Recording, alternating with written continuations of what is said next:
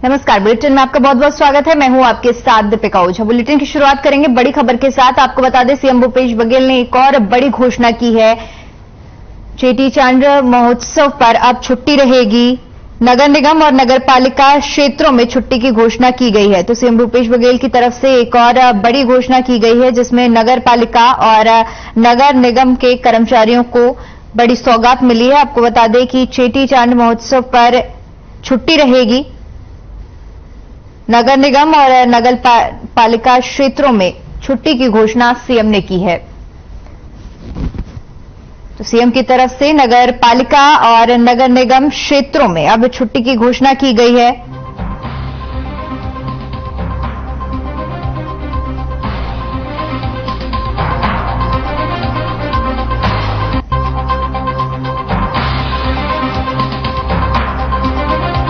नगर पालिका और नगर निगम क्षेत्रों में बड़ी सौगात मिली है। आपको बता दें कि सीएम की तरफ से एक और बड़ी घोषणा करते हुए चेटीचांद महोत्सव पर छुट्टी का ऐलान किया गया है।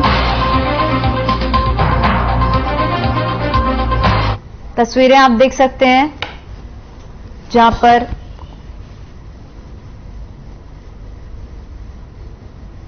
कार्यक्रम का आयोजन किया गया और कार्यक्रम में सीएम ने भी शिरकत की है। सीएम भूपेश बघेल ने इस दौरान बड़ी घोषणा की है, जिसमें नगर निगम और नगर पालिका क्षेत्रों के जो कर्मचारी हैं उन्हें बड़ी सौगात मिली है। छुट्टी की घोषणा की गई है।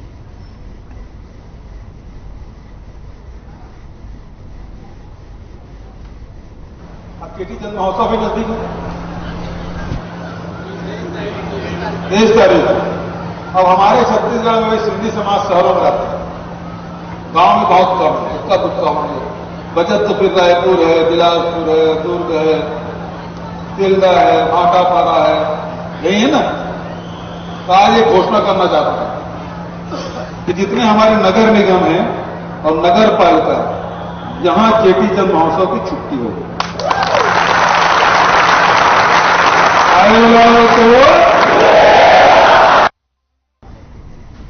वहीं रायपुर नगर निगम ने 2 बड़े बकायेदारों पर बड़ी कार्रवाई की है, जिसके तहत नवेल्टी इंडस्ट्री और अलमारी फैक्ट्री को सील कर दिया गया है। आपको बता दें कि नवेल्टी इंडस्ट्री पर 2,50,000 और अलमारी फैक्ट्री पर 3,55,000 रुपए की राशि बकाया है।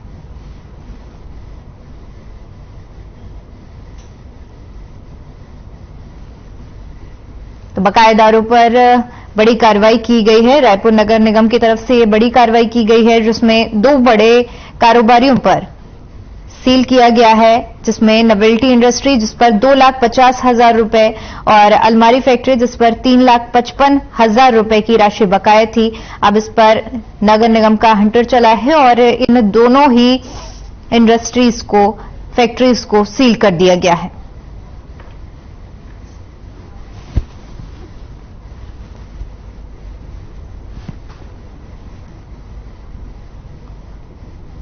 तो रायपुर नगर निगम ने बड़ी कार्रवाई करते हुए 2 बड़े बकायेदारों की खिलाफ कार्रवाई की है। नवेल्टी इंडस्ट्री और अलमारी फैक्ट्री को सील करते हुए नगर निगम के अधिकारियों ने ये कार्रवाई की है। बता दें कि 2,50,000 रुपए नवेल्टी इंडस्ट्री पर बकाया था और अलमारी फैक्ट्री की अगर बात करें तो 3,55,000 रुपए की राशि अलमारी फैक्ट्री पर बकाया थी।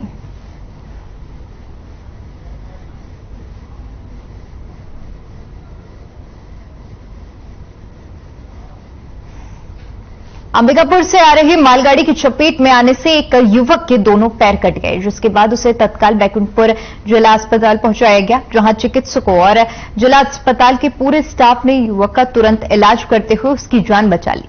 फिलहाल युवक खतरे से बाहर है और युवक के परिजनों को खबर दे दी गई है। तो बैकुंठपुर में मालगाड़ी की चपेट में आने से युवक के दोनों पैर कट गए। आनन फानन में युवक को अस्पताल पहुंचाया गया, जहां डॉक्टरों की सूझबूझ से युवक की जान तो बच गई, लेकिन युवक के दोनों पैर कट गए हैं।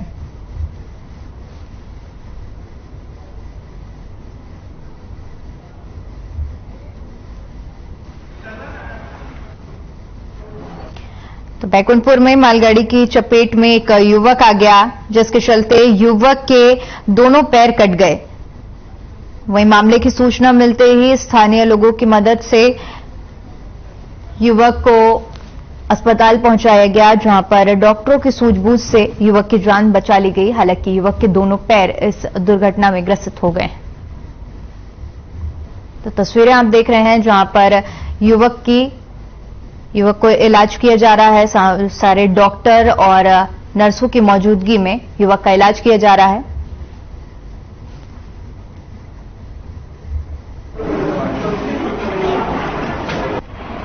हमें दोनों पैर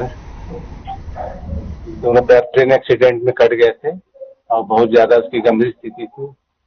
उसके बहुत ज्यादा रक्तस्राव था। पूरा पैर कटने की वजह से पूरे कंकड़ पत्थर रेत पूरा भरा हुआ था उसके घाव में। उसको तत्काल जिला अस्पताल लाने से और सारे पूरे अस्पताल की टीम द्वारा उसका इलाज किया गया। उसमें सारे हमारे सिस्टर्स, ड्रेसर और डॉक्टर्स मिलके उसकी पूरी अच्छे से सफाई किए, धुलाई किए। उसके बाद उसको टाँका वगैरह लगा करके ड्रेसिंग अच्छे से करके और सब ब्लड वगैरह चढ़ाए हैं। तो उसकी अभी खतरे से उसकी हालत बाहर है। वहीं डेंगू मलेरिया रोकथाम और बचाव के लिए अंतरविभागीय समन्वय बैठक का आयोजन किया, जिसमें कलेक्टर चंदन कुमार ने डेंगू पर नियंत्रण के लिए प्रतिबंधात्मक उपयोग पर जोर दिया। जिला कार्यालय के आस्था कक्ष में आयोजित बैठक में जिलाधिकारी ने कहा कि डेंगू पर नियंत्रण के लिए स्थानीय जनप्रतिनिधियों का और साथ ही साथ युवदलों और एनसीसी, एनएसएस के स्वयंसेवकों का सहयोग लें। उन्होंने सभी स्वयंसेवकों को भी प्रशिक्षित किए जाने पर जोर देते हुए कहा कि इसके लिए मास्टर ट्रेनरों को तैयार किया जाएगा। तो जिलाधिकारी चंदन कुमार ने बैठक ली और इस दौरान उन्होंने डेंगू मलेरिया की रोकथाम को लेकर चर्चा की। साथ ही साथ सभी तरह के जनप्रतिनिधि, एनसीसी और एनएसएस कैडेट के जो लोग हैं उनसे सहयोग लेने की अपील की है और साथ ही साथ जनप्रतिनिधियों को प्रशिक्षित करने की भी उन्होंने बात कही है।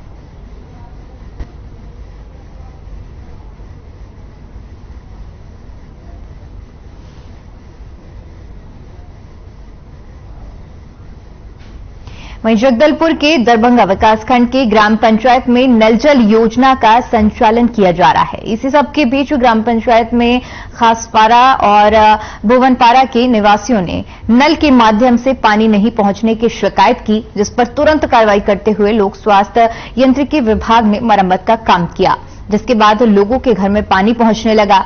ग्रामीणों ने शिकायत पर तत्काल कार्रवाई करते हुए राहत पहुंचाने के लिए लोक स्वास्थ्य यांत्रिकी विभाग के कर्मचारी प्रति आभार लोगों ने व्यक्त किया।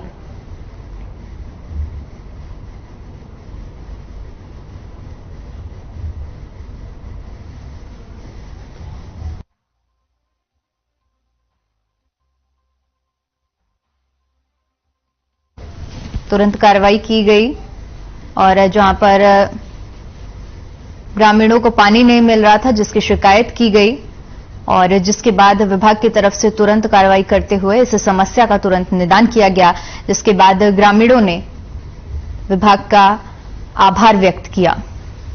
बता दें कि पानी न आने की वजह से ग्रामीण परेशान थे और जिसकी शिकायत की गई थी। शिकायत मिलने पर विभाग की तरफ से तुरंत कार्रवाई की गई और मरम्मत किया गया और लोगों के घर में पानी पहुंचा, जिसके बाद ग्रामीणों ने विभाग का आभार व्यक्त किया।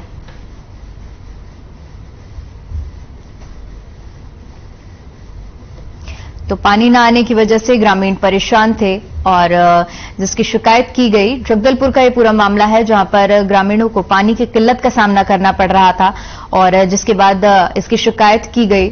शिकायत करने पर तुरंत एक्शन लेते हुए मरम्मत का काम शुरू किया गया और लोगों के घरों में पानी पहुंचा, जिसके बाद ग्रामीणों ने आभार जताते हुए विभाग का पूरी तरह से धन्यवाद किया।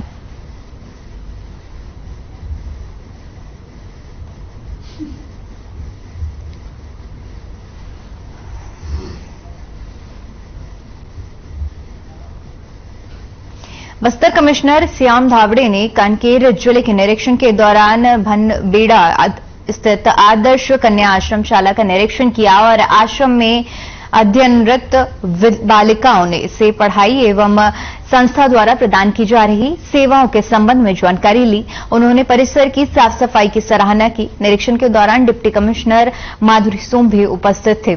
कमिश्नर दावड़े ने कांकेर विकासखंड के ग्राम बाबूद बेना पहुंचकर सांसद स्वर्गीय सोहन पटोई के छायाचित्र पर श्रद्धा सुमन अर्पित कर श्रद्धांजलि अर्पित की और शोक कुल परिजनों से भेंट किया।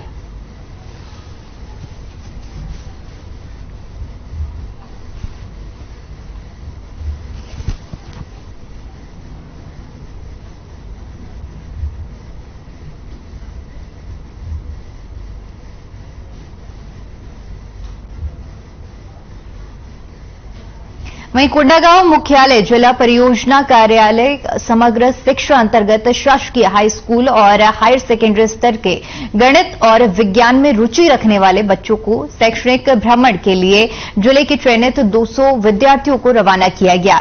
बच्चों के शैक्षणिक भ्रमण के लिए विकासखंड कोंडागांव में विधायक कोंडागांव मोहन मरकाम और विकासखंड फरसगांव और में अध्यक्ष जनपद पंचायत शीश चौनाप ने हरी झंडी दिखाकर बस को रवाना किया। इस दौरान जिला शिक्षा अधिकारी अशोक कुमार पटेल, जिला सहायक परियोजना अधिकारी कंवल साय मरकाम, विकासखंड शिक्षा अधिकारी टीडी नेताम, प्रभुलाल केमरो और सुशांत सज्जल सहायक कार्यक्रम अधिकारी भी मौजूद रहे।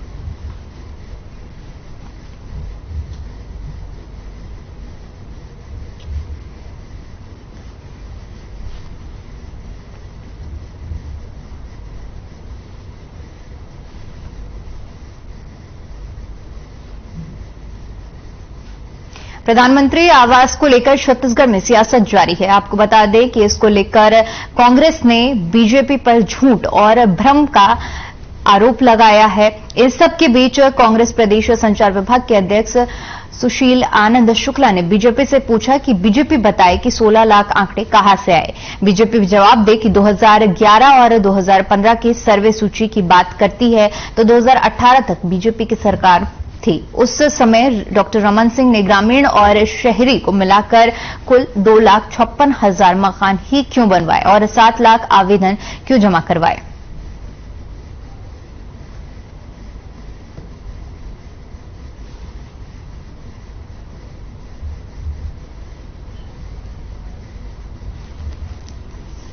तो प्रदेश में पीएम आवास को लेकर सियासत छिड़ी हुई है, जहां एक तरफ बीजेपी की तरफ से प्रदेश सरकार पर निशाना साधा जा रहा है तो वहीं दूसरी तरफ कांग्रेस का भी पीएम आवास योजना को लेकर बयान सामने आया है, जिसमें आंकड़ों के जरिए निशाना साधा गया है और उन्होंने कहा है कि 2018 तक लाभार्थियों को लाभ क्यों नहीं मिला है और इतनी कम संख्या में लाभार्थियों को लाभ क्यों मिला है।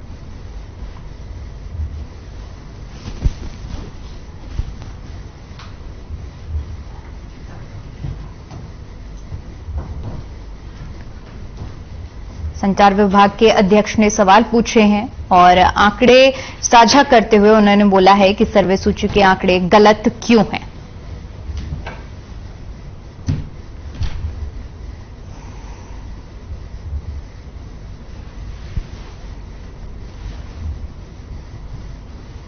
देखिए, भारतीय जनता पार्टी प्रधानमंत्री आवास पे झूठ की और भ्रम फैलाने की राजनीति कर रही है।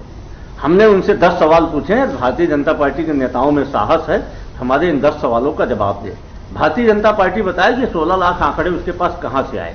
दूसरी बात, भारतीय जनता पार्टी 2011 और 2015 के सर्वे सूची की बात करती है तो 2018 तक भारतीय जनता पार्टी की सरकार थी तो रमन सिंह ने मात्र शहरी और ग्रामीण मिला के 2,56,000 मकान ही क्यों बनाए। शहरी में तो मात्र 19,000 मकान बनाया था। भारतीय जनता पार्टी इसका जवाब दे।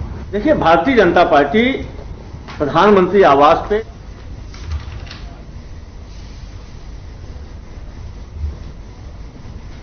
वहीं प्रदेश में पिछले 2 दिनों से मौसम बदल रहा है। कभी तेज धूप हो रही है तो कभी बादल छा रहे हैं और ठंडी हवा चल रही है। कई जगह हल्की बूंदाबांदी भी हुई है। इसी सब के बीच मौसम वैज्ञानिक HP चंद्रा ने बताया कि मध्य और ऊपरी वातावरण में चक्रवर्ती परिसंचरण चल रहा है और इसकी वजह से छत्तीसगढ़ में दक्षिणी पूर्व से नमी युक्त हवा चल रही है। पश्चिमी द्रोणिक का प्रभाव 16 से 20 मार्च तक रहने की संभावना है। इसके चलते प्रदेश में अधिकतम और न्यूनतम तापमान में गिरावट का दौर शुरू होने की संभावना है।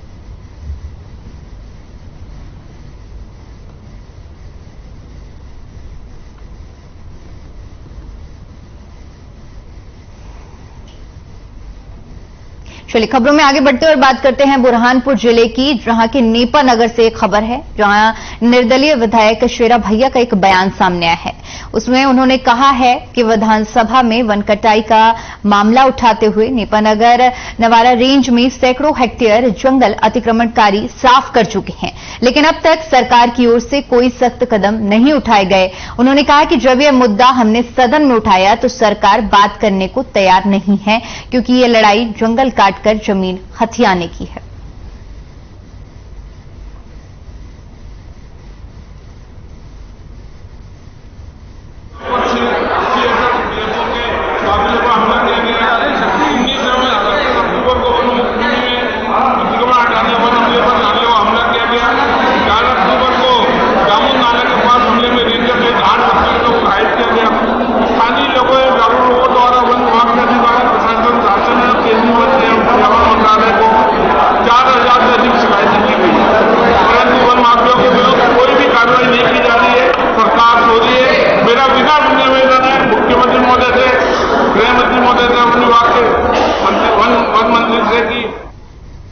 वहीं बुरहानपुर में कांग्रेस ने चैत्र और रमजान माह को देखते हुए कांग्रेस के जिला अध्यक्ष रिंकू टाक ने साफ सफाई और जनता को मिलने वाली सुविधाओं के लिए कलेक्टर से गुहार लगाते हुए ज्ञापन सौंपा।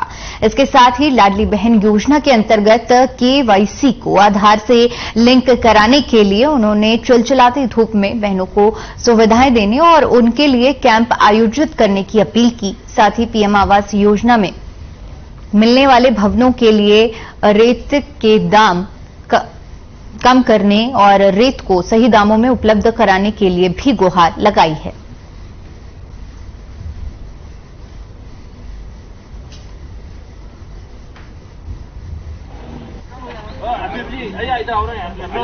क्या मुद्दे रहे? आज हम लोगों ने कलेक्टर मैडम से चैत्र नवरात्र एवं रमजान माह जो आगामी दिनों में आना है, त्यौहार शुरू होना है, उन सब चीज़ों को लेके कि वहाँ की सफाइयाँ, शहर में फैली हुई गंदगी, इन सब चीज़ों की लाइटें, ये सब मुद्दों को लेके हमने आज चर्चा करी कलेक्टर मैडम से। एवं जो प्रधानमंत्री आवास योजना के अंतर्गत जो मकान स्वीकृत हो रहे हैं उनको रेती सस्ते भाव में उपलब्ध हो, उसके लिए भी हम लोगों ने साथ में उनको ज्ञापन किया।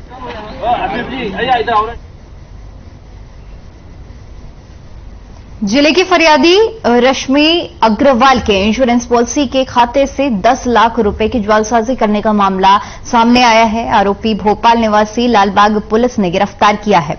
बुरहानपुर पुलिस की ओर से ऑनलाइन धोखाधड़ी करने वाले आरोपी से पूरी राशि कब्जे में ले ली गई है। आरोपी का एचडीएफसी बैंक अकाउंट फ्रीज कर 7 लाख रुपए होल्ड और 3 लाख रुपए नकद जब्त किए गए हैं। पुलिस अधीक्षक के निर्देश के बाद लालबाग पुलिस को ऑनलाइन धोखाधड़ी के आरोपी को गिरफ्तार करने और उससे धोखाधड़ी की संपूर्ण राशि जब्त करने में सफलता प्राप्त हुई है।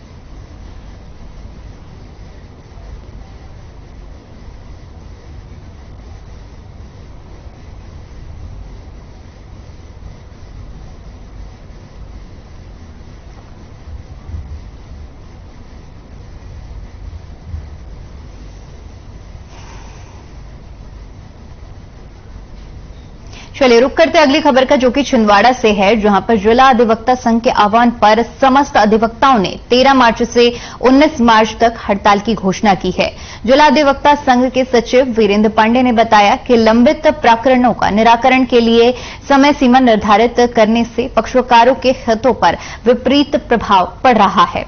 उन्होंने बताया कि समय सीमा का निर्धारण कराना सुप्रीम कोर्ट के निर्देशों के विपरीत है। बता दें कि 25 सूचीबद्ध प्रकरण निराकरण की समय सीमा निर्धारित की गई है, जिससे पक्षकारों और वकीलों को अनेकों परेशानी का सामना करना पड़ रहा है। उक्त वक्त सीमा की अनिवार्यता को खत्म करने की मांग की जा रही है।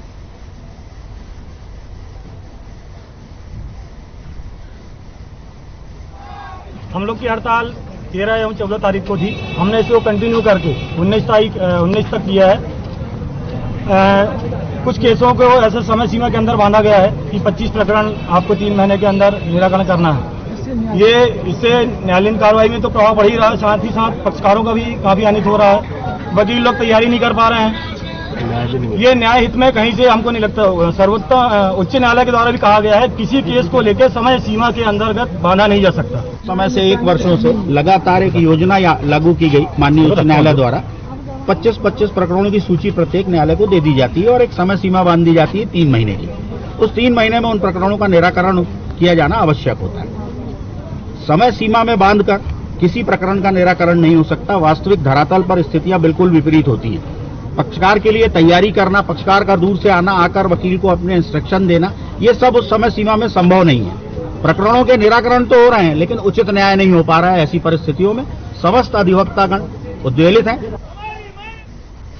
वहीं रायपुर में बीजेपी प्रदेश अध्यक्ष अरुण साव ने प्रेस कॉन्फ्रेंस की। इस दौरान उन्होंने मोर आवास मोर अधिकार अभियान के तहत किए गए विधानसभा घेराव को लेकर जानकारी दी। साव ने कहा कि कल का आंदोलन ऐतिहासिक रहा जिसमें गरीबों के हक की लड़ाई लड़ी गई।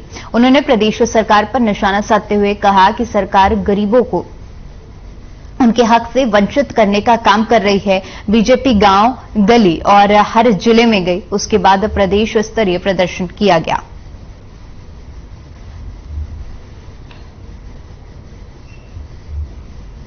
पर आप काम नहीं करते हैं, आंकड़ों पर, सूची पर सवाल उठाते हैं। आपकी नीयत है उस सूची को पूरा कर लीजिए।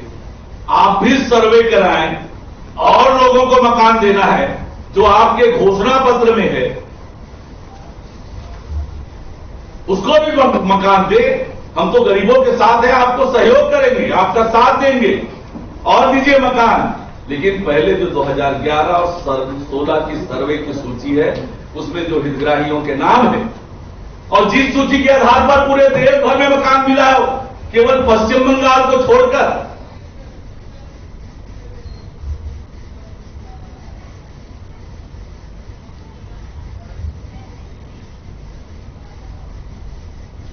वहीं छिंदवाड़ा से 35 किलोमीटर दूर चौराई ब्लॉक के साथ चौकी में पदस्थ डिप्टी रेंजर गोपाल राम पांडे पर मजदूरों ने आरोप लगाया है कि मजदूरों को प्लांटेशन के लिए गड्ढे खुदवाए गए, लेकिन नियम अनुसार उन्हें भुगतान करने में काफी अनियमितताएं बरती गई और मजदूरों के खाते में उचित रकम नहीं आई। इसे लेकर मजदूरों ने जिला कलेक्टर में और कलेक्ट्रेट में धरना दिया। वहीं शांति व्यवस्था बनाए रहने के लिए छिंदवाड़ा के तहसीलदार अजय भूषण शुक्ला और नगर निरीक्षक पुलिस सुमेर सिंह जगत ने उनसे लगातार बात की है।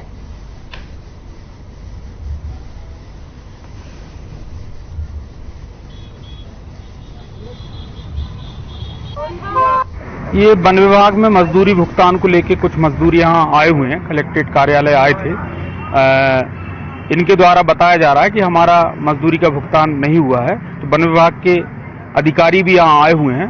आदरणीय कलेक्टर महोदया के निर्देश पर यहाँ अधिकारीगण जो हैं वन विभाग के, उन्होंने इनकी पहचान भी की है और इनसे कहा भी जा रहा है कि आप अपने खाते नंबर, बैंक के खाते नंबर, आधार कार्ड और जो उपस्थिति अनुसार उनका रजिस्टर है वन विभाग का, वो भी देखा जा रहा है। और इनसे बार बार कहा जा रहा है कि आप अपना खाता नंबर और आधार कार्ड दे दो, जो कि ये दे नहीं पा रहे हैं और सही पहचान भी नहीं बता पा रहे कि वो किस गांव से, किस तहसील और किस थाने से हैं।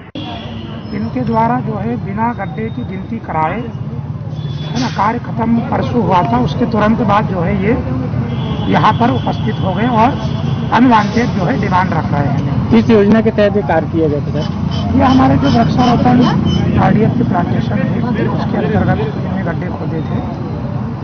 तो और जितने गड्ढों का लक्ष्य दिया गया था उनसे इनमें जो है, इनका कहना है कि हमने जो है ज्यादा गड्ढे खोदे, ये उसका सत्यापन भी नहीं करा रहे हैं। दूसरा, आधार कार्ड और बैंक डिटेल नहीं दे रहे, जिसके कारण इनका पेमेंट मतलब हो नहीं रहा है। लाडली बहन योजना का लाभ पाने के लिए लंबी लंबी कतारें लग रही हैं। लाभ पाने वाली महिलाओं को KYC अपडेट कराने के लिए और आधार से लिंक कराने के लिए कतारें लगानी पड़ रही हैं, लेकिन आधार केंद्र समय से पहले ही बंद होने की वजह से लोगों को गर्मी में परेशानी का सामना करना पड़ रहा है। चलिए फिलहाल के लिए इस बुलेटिन में इतना ही। बाकी तमाम बड़ी खबरों के लिए बने रहिए हमारे साथ। नमस्कार।